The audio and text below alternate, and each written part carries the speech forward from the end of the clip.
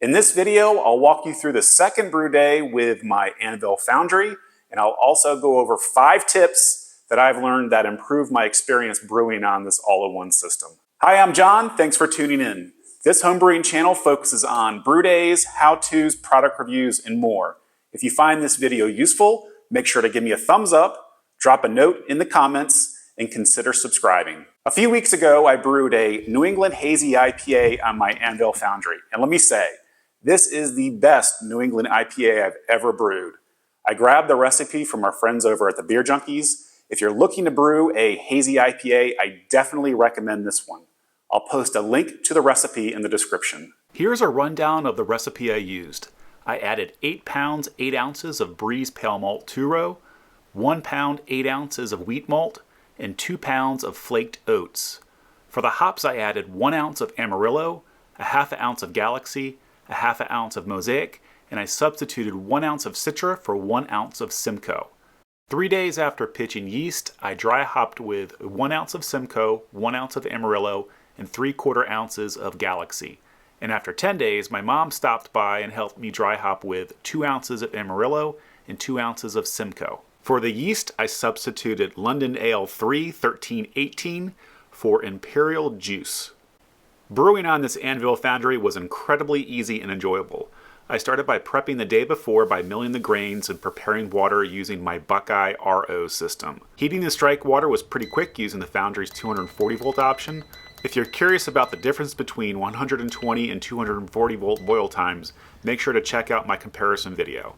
When the strike water was ready, I added the grains, mixed everything together, and recirculated the mash for an hour. After 60 minutes, I lifted the grain basket out of the foundry and rinsed the grains with 170-degree sparge water. After the mash was done, I boiled the wort for 90 minutes. This New England Hazy IPA recipe called for adding all the hops during the whirlpool stage at 180 degrees. After adding all the hop additions and cooling the wort down by using the Anvil immersion chiller to pitching temperatures, I transferred the beer to the fermenter and added the yeast. After having a full 10-hour brew day on my 3-vessel electric Herm system the day before, I really appreciated how simple and quick a brew day could be with this all-in-one system. Here are 5 tips I learned from brewing on this system. 1. Add rice hulls to the mash. A viewer suggested this after I had trouble recirculating the mash during my first attempt with this system. I noticed this really helped keep the water flow consistent throughout the mashing stage. 2. Monitor recirculated wort levels. I noticed the external valve needed to be adjusted a handful of times during the mash. I found a slower wort flow kept my water levels high enough in the kettle for a more consistent temperature during mash. 3. Use hop bags or a stainless hop strainer. Using hop bags this time around prevented a stuck pump during knockout. I purchased a stainless hop strainer for my next brew day. 4. Upgrade to 240 volts if that's an option. I feel confident I could get away with using 120 volts during a brew day with a little patience, but 240 volts is hands down the way to go if you're able to add a 15 amp 240 volt circuit breaker in your home brewery. And 5, add a whirlpool attachment for chilling and cleaning.